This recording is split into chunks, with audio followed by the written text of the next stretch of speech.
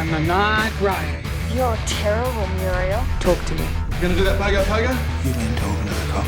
Today is a brand new day. No, that's it. It's the vibe.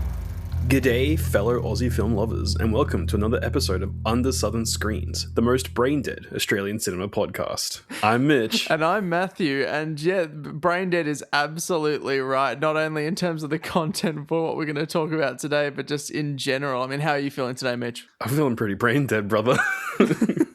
For context, we record this podcast after each of our respective works, so if it sounds like at any point the mindless ramblings of a zombie, it's not just this episode. It's the whole time. We're in character for this episode today. We're going method. You're welcome, audience. That's the key here. I mean, Mitch, what an interesting movie that we're going to talk about today for Under Southern Screens. Interesting is a choice word. We could call it that. Yeah, I mean, not in terms of subject matter, but I think it's a cool shake-up because we're reviewing something. Well, I don't know if it's still in theaters by the time this comes out, but I mean, there's something that's new and something that is an Australian film that is in the contemporary zeitgeist, as it were. Well, the movie we're watching today as well. If you just come for our beautiful voices, firstly, thank you. But yes, we are watching this week the 2026 survival horror thriller We Bury the Dead. Spoiler warning for that bad boy. yeah. So, but if you want to go see it, go see it. If not, we're going to spoil this plot crazy. Should we get into the summary for this exciting new film? Absolutely. I reckon a summary would go down a treat. Beautiful. Okay, well, let's get into it. Our film this week for Under Southern Screens is the recently released survival horror thriller, We Bury the Dead. Firstly, that's not true. Cremation is also a viable option of disposition, but I guess that wouldn't make for as snappy a title. We cremate the dead.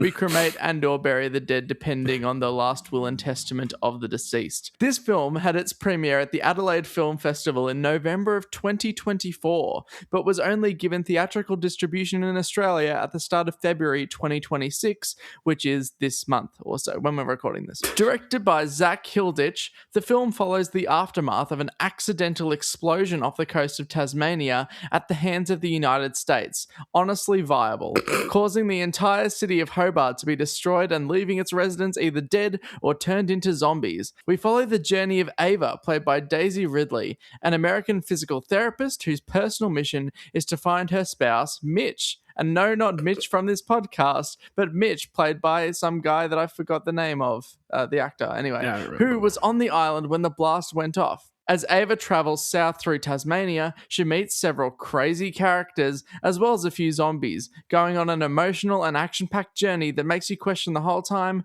wait, Tasmania isn't that big, is it? Some standout performances include Mark Cole-Smith as Riley and Brendan Thwaites as Clay. And while the film was shot in Western Australia as opposed to Tasmania, the inherent Australianness of this film is sincerely felt. In direct contrast, in my screening of the film, there was a guy unironically wearing a MAGA hat, which, given the geopolitical context of this film's narrative, must have made him feel pretty conflicted morally about We Bury the Dead. What a curious guy. What a choice. What an interesting... Yeah, and to be fair, there were only about 4 or 5 people in my cinema, so I think we're getting the broad spectrums of political opinions at Event Cinemas Macquarie. We actually managed to get a few people. This film I watched in a weird way. I've been a bit lax on going to the cinema recently, so I did a 3-movie bender at the cinema the Saturday I saw this. Very cool. What else did you see in the span of this this triple feature? So before this, I saw Marty Supreme. Oh my gosh! Okay. Yeah. Which was good. It's good. Everyone knows it's good. I agree. And after this, I saw Send Help, which is the new Sam Raimi. Yes. Roger McAdams, Dylan O'Brien. Fantastic. Yes. That was pretty good. That's probably my favorite out of all these movies. And so I went and saw these movies with a friend because I sent a message to my friend, do you want to go see 3 movies with me? He said yes, blah, blah, blah. And he's not talking about me. You're not in the same state. If you were here, I would have asked, but you weren't here, so I didn't feel like I wanted to tease the idea of hanging out and then be like, well, too bad you're not around. That felt more cruel. I'm still crushed either way. But anyway, go on. We both walked out and we said, this movie really missed a beat in being a personal story. We both agreed that this is a movie that would have worked way better if it had delved into the conspiracy of why a super weapon went off Yes, the east coast of absolutely. Tasmania. Yes. Yeah. It's generally bad film criticism or criticism of a story in general to say, oh, it's not this, therefore not good. But I genuinely feel like taking the personal story approach to this film really did it a disservice, because I'm going to be real, the whole time I was like, please tell me about what happened actually. Yeah, like, what's the context? what actually occurred here for this to occur? I kind of don't care about this failed marriage. I'm sorry, there's bigger fish to fry. I will say, like, from the outset, the concept of this is insane. You know what I mean? It. Yeah. Like the fact that Tasmania is nuked. They say in the first like 5 minutes, 500,000 people dead, you know, like wiped out. Massive geopolitical event that happens here. What would happen in this moment? And I think that is an absolutely fantastic concept to base the movie on. And I think this is going to be a really interesting episode because I personally really enjoyed the film. I thought it was gripping. I thought that the subject matter was really intense. I love the world building, and we'll get into that throughout this episode. And then I walk out and I see Mitch's Letterboxd review. By the way, I just want to point out before we continue, on this podcast, we don't generally rate film. Yes. Yep. Yeah, and that's something I want to maintain. It's more about the discussion, focused. But I don't like boiling down a discussion about media into just a arbitrary rating system, which generally means technically nothing. Yeah. However, I am a huge hypocrite because every single movie I go and see, I watch on Letterboxd, and generally I will give it a rating. There's very few things I won't. This podcast primarily is for celebrating the triumphs of Australian film and what we love about Australian film, or and at that's least sort of pushing different discourse about Absolutely, it. and I think that's different from providing our own personal critical opinions. Yeah. But I think it's really fascinating in this instance where we have such divisive opinions on this movie, and I'm just really interested to break it down in this moment. So Mitch, what were your expectations going into We Bury the Dead? I didn't know a lot about it. I knew it was a zombie movie, I knew it was Australian, I knew Daisy Ridley was in it, and that's pretty much it. Yeah, that was about the same as me. Because you pitched it as like, oh, this movie's coming out, we should probably cover this, because we want to cover both older and newer Australian content, and a good way to cover new Australian content is kind of as it comes out. Definitely, and just spark some discourse around it, given that exactly, you know, a lot of these films don't usually get the time of day in this media climate, and you know, I think it should be a high profile release, given, you know, its star power, given its, I think, really fantastic logline. You know, it's an interesting movie, and I don't think it deserves to be hidden away. There's definitely, I reckon, an audience out there for it. I felt watching it though very bored. Okay, yeah, that's fair. And I also think my biggest gripe with the film is actually the inclusion of Mark Cole Smith's character. I like Mark Cole Smith. I saw a movie I didn't like last year at MIF as well that he was in, which was Beast of War, which is the World War II shark film. That's also that Australian. Sounds like we have to watch that. That sounds amazing. I'm happy to rewatch it just to discuss it. But I do like him. I think he's a great performer. I think he himself as the actor in this is great. I think he plays what he's supposed to be doing exceedingly well. I do think, however, for the umpteenth time, we have an Australian film with just a creepy dude in the middle of it that kind of like doesn't make, it's like, you're just kind of there, all right? Yeah.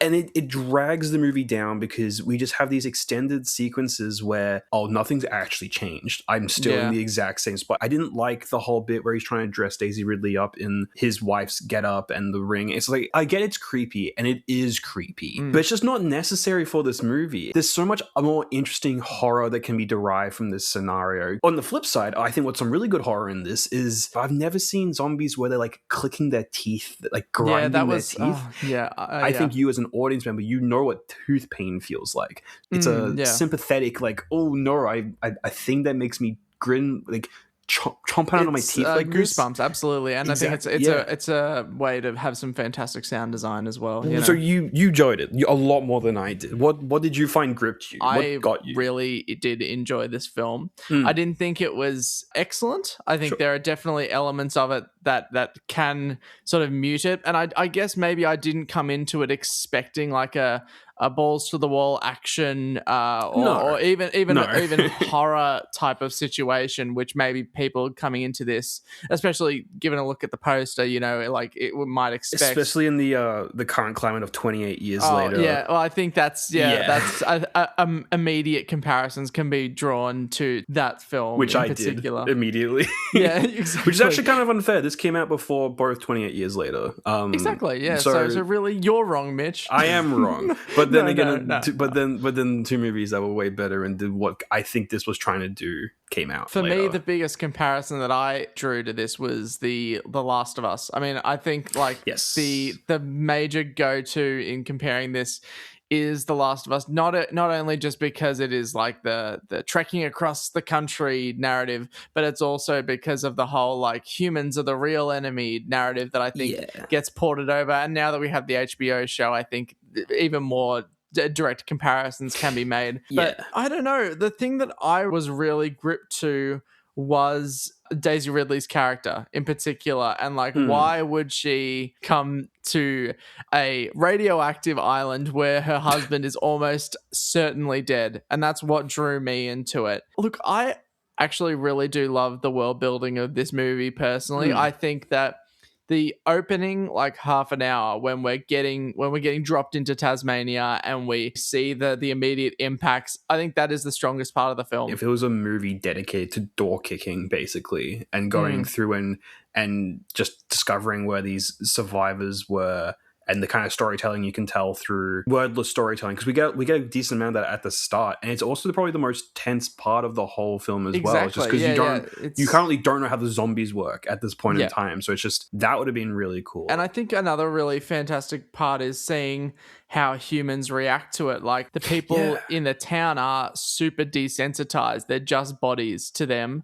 And there's a scene that I think is really, really powerful where Daisy Ridley's escaping the building and then there's just a wild party happening in the hotel. Yeah. And it's not even brought any attention to in the film itself. I guess later she does join them after she's been caught. But like at that moment she escapes and it's just happening in the background. And it's like, it builds intrigue. And I think that world building was a really, really strong part of the movie for me. And the fact that it happened so early on is what really gripped me into this film. I will say, though, that one thing that I think wasn't super effective was we don't actually know what the zombies are capable of. I don't think the film knows what the zombies are capable of. Because we don't really see anyone get killed or as far as I can recall, not a single person dies by a zombie, which is actually fine.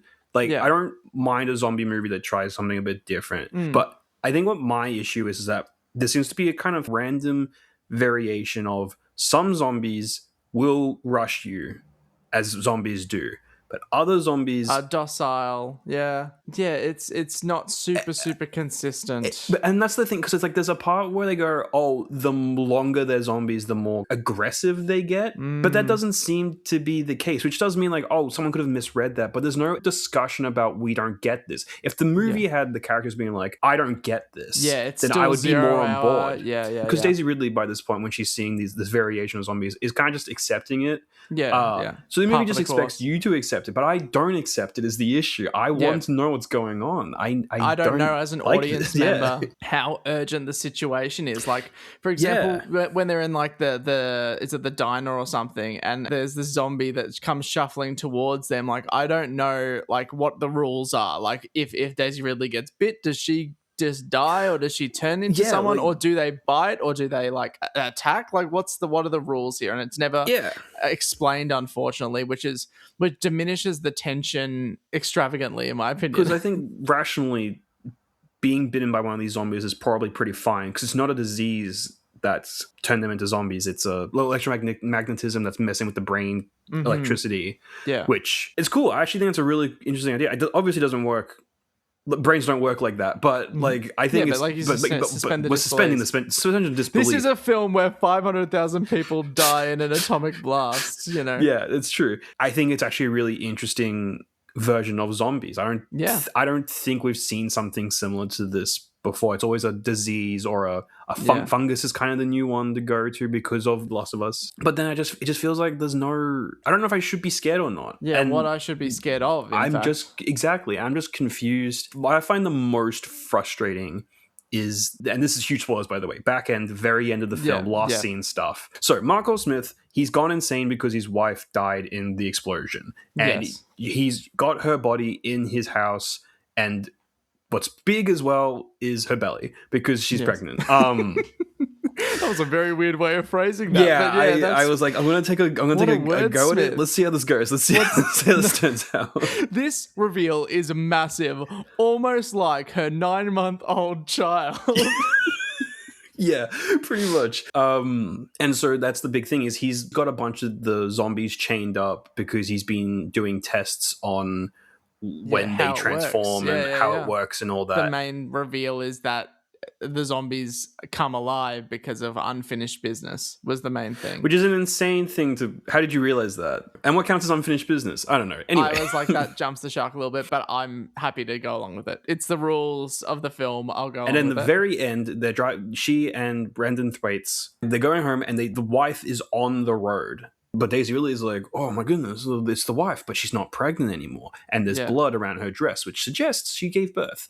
Yeah. And they get out, and then they hear the wife walks away, and then they hear crying from a abandoned sheep shed or something that's been like blown up. And so they run out into a field. Most of this is set in rural, so it's like all fields and stuff. And there's a baby there. A completely fine baby, just for the record. Like completely fine, non-zombie baby. It's kind of implied that the reason why Daisy Ridley's down here is because she wants to finish off the conversation that she never got to have with her husband, because her husband and her were fighting over the fact that she couldn't have a child and they wanted to go IVF, which is kind of a crazy reason to start cheating on your husband for. Yeah. It's a whole full circle. It's like, oh, baby, now she can look after this baby, but her husband's not there, sad, happy, whatever. My problem is that, where did this come from? Yeah. I don't know. Okay. Have you seen 28 Years Later? I've not, unfortunately. Okay. I don't really want to talk about... I don't have a frame of reference. There is stuff that's touched on similar in 28 Years Later and its sequel that are really introspective, really interesting, and are really built throughout the course of the film. Yeah, I think it's a pretty stock standard like message of hope. Yeah, and also like the unfinished business of the guy burying his family was burying the family. Like he wanted to bury his family. That makes sense. But then does that mean the unfinished business of the stripper was to just stare at her reflection? There's like the unfinished business of the guy who attacked them just to like run at them. Like, what does that mean? If they played into the unfinished business thing more, I would like that more. Because of course, silly, but could be cool. I think they sort of shoot themselves in the foot because the term like unfinished business is inherently a subjective concept. Yeah. It's like objective concept is like you get bit, you turn into a zombie. That is an objective rule. Do you know what I mean? But when you add this question of unfinished business, this ethereal will of a character that you've never even met. Yeah, especially when you consider a zombie to be brain dead and not cognitive in that sense, it does fall apart a little bit. And I did sort of roll my eyes at that, and I agree that is one of the weaker parts of the film. But I think for me, what carried me through was that human revelation of why is Daisy Ridley here. And I think for me, at least, that was a really well played out reveal, like through different scenes and segments as we gradually see them fall out of love with each other in these little vignettes and stuff. I personally found that really, really affecting. And then the gut punch that, spoilers, guys, spoilers, Mitch, not Mitch from this podcast, but Mitch in the movie, had an affair, finally ending the whole thing. And that he doesn't have unfinished business and isn't a zombie, and it's just cold and stark death. I think that personally was a really, really powerful moment. It sort of speaks to the fact that sometimes we don't have answers to when things end. You know what I mean? I thought that was a really cool sort of allegory for that. And you can disagree, Mitch. I just found that was really sort of powerful. I actually don't disagree. I think that is an exceedingly brilliant setup and ending. If the film played into that more throughout, I don't think enough was done to seed that. And my only issue is that I don't think Daisy Ridley's a particularly good performer. I was gonna say, I think Clay's character's a bit sort of Clay being Brendan Thwaites. Brendan Thwaites, yes. So look, I don't think the main duo is particularly good. and that sucks because it's the main duo. Yeah, I think that's particularly down to the writing. A lot of it is a little bit sort of edgelord, especially when it comes to Clay's character. The first time we see him, he's sort of a buff, smoking a cig, like dolly upward, you know, to see his hot bod.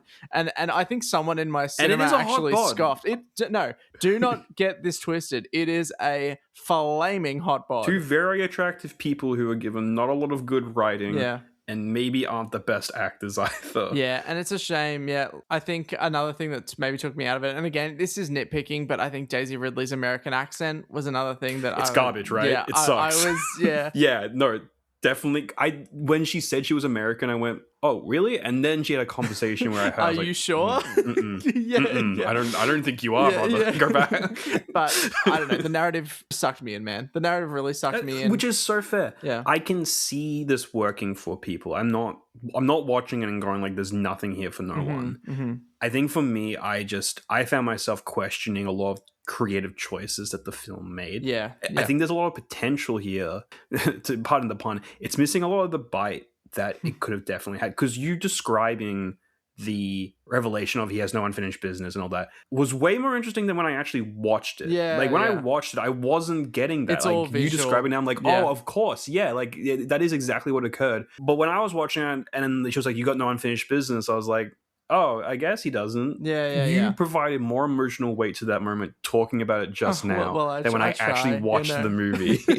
And yeah, I think I agree that it should be inherently textual, those types of things. I don't know. I just sort of inferred all that. I don't think the idea of unfinished business being what brings them back was built enough into the rest of the film, especially because the idea of unfinished business being what brings a zombie back is brought on by someone who acts insane for pretty much the duration of the time we see them. Like, I didn't believe that unfinished business was what brought them back. I just assumed that was what he had attributed and was a part of a cope to hope that his wife would come back to have the child. Exactly. I didn't actually believe that was what brought the zombies back. I think that's why like things like The Last of Us work so well, is that the rules are established. Firstly, they're established early on, and they're also set in stone and objective, you know? So I think that's, maybe it's a swing and a miss for me and for you, Mitch. One thing that I will praise the film for, because again, I like this film, guys. I actually really did like this film. I'm just a Debbie Downer and I'm dragging him with me. I think it provides some really great convo. I think this film, for the budget, I think it's only a couple of $1 million budget.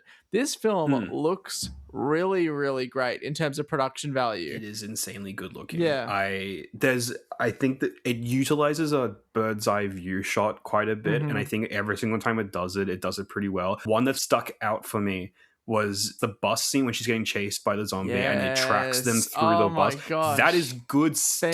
Fantastic. That is good kino right all there. All one take, dollies down the bus. It's just like, give me that. It's good, and you're looking down and you can see, it's kind of like, if I remember correctly, the middle is the space between them, and she's on the right and the zombie's on the left. And it's just like this, you kind of get like an equal view of both of them scrambling through the bus, which is interspersed with, you know, the bus window segments. Some and really it was good. It was good stuff, and it ends well as well, like where she hits it with the fire extinguisher. And I was watching this and I was like, yeah, this feels Australian, you know, like this is like the grimy Australian aesthetic. Boots on the ground. If only the rest of the film bought into this grimy Australian aesthetic zombie, I don't want to say action thriller, like I don't need it to be actiony per se. I just needed to more like just take some like swings. that zombie violence. I wanted more zombie violence, and I wanted it to have that Australian edge to it that this scene had. And it's just, I don't think there was a shot that I saw and went, that sucked. Another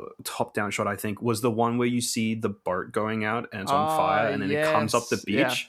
And I don't know if they were really lucky or they timed it somehow, but they managed to get it that the wave went as far as it was currently going with the tide, and it like matched directly with like the sand line. I love that looked just really good. And I was like, do you reckon? I wonder if they CGI'd some that? really well calculated cinematography. And on the topic of CGI, I think I've seen a lot worse CGI in Australian films. I think the CGI was fantastic, especially when they're like going into that like the ground zero sort of explosion zone. Yeah, I thought they it looked did that really pretty well. convincingly. Yeah. If you are younger and you don't really recognize that something is made on a budget, you might be disappointed that you don't see more of Hobart and the aftermath of that. But if you're a bit older and you realize that these things are made with a certain amount of money, you can kind of respect how they represent that section of the film and how they don't stay there for very long. And it's just sort of to get you accustomed to the world a bit and where we're currently at in this moment in time. And this is just me being like greedy. I was like, I would have loved them to do more in Hobart, but I know they can't. They can't because it's too expensive,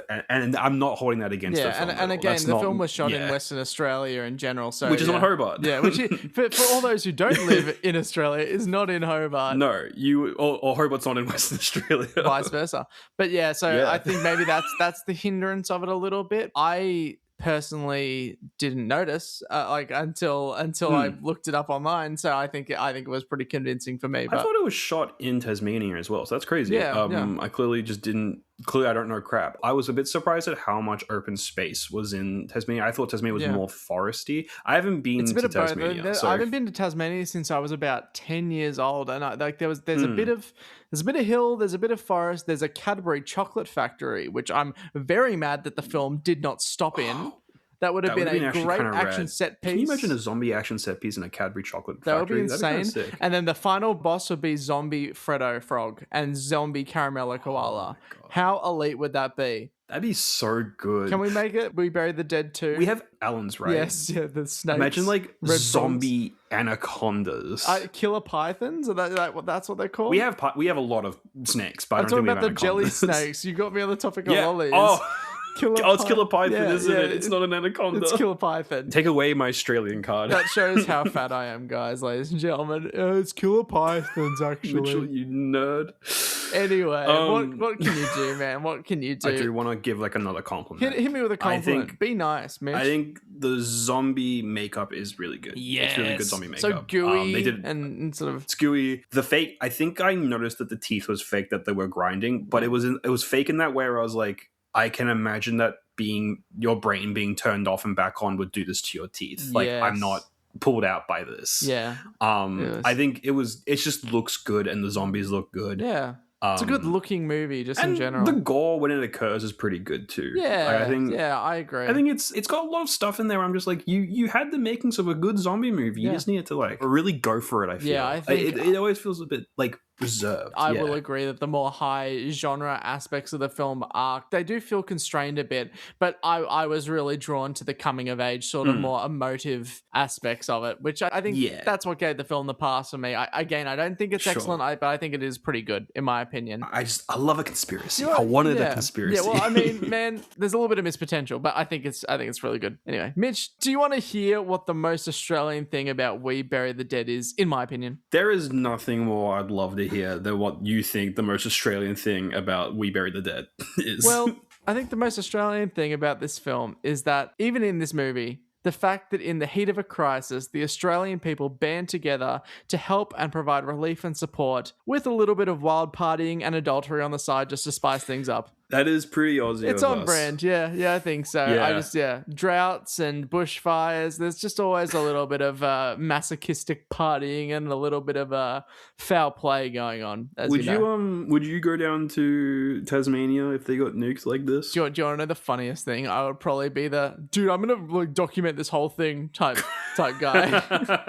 I would be the found footage guy. I would bring my little black magic camera. I'd film it all, and then all the footage would be confiscated the minute I touch back in Melbourne or Sydney or wherever I am. Yeah, that's good though. I like that. Yeah, dude. I've really enjoyed talking about this film with you. I think it's really great, even though that we have, conflicting opinions about this film. I personally will say, even if you're not super interested in zombie movies, I would recommend seeing this in theaters or renting it. Not only to see a good movie, in my opinion, but to support Australian cinema just in general, because Lord knows we need it. I would say always support Australian cinema. Always great, always good.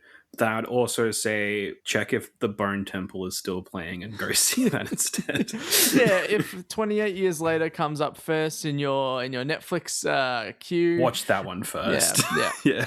Or watch this one and then watch 28 years later, so you can experience like you can see. You don't have like the better version to like compare. Exactly, and it's good. It's good that we have both, that we can compare and contrast. Good movie. Everyone watch 28 years later and watch its sequel. We want that third one. Come on. Yeah, let's get it going, guys. Thank you so much for listening to this episode of Under Southern Screens. We will be back next week. And yes, don't turn into a zombie, guys. In the meantime, don't turn into a zombie, and keep an eye on those southern screens. Thanks for listening to another episode of Under Southern Screens. We'll be back next week to talk more films down under. We just want to attribute that our opening title is Heavy Duty by Zoo, and our closing title is Heavyweight by Fell Creek. Thanks so much for listening, and Mitch and I will see you in the next episode. See you next time. Under Southern Screens would like to acknowledge the stolen lands on which this podcast is recorded and produced, and pay tribute to the Wurundjeri and Woiwurrung people of the Kulin Nation and Camaragal people of the Eora Nation. Sovereignty was never ceded, and we pay respect to all Indigenous elders past, present, and emerging. Always was, always will be Aboriginal land.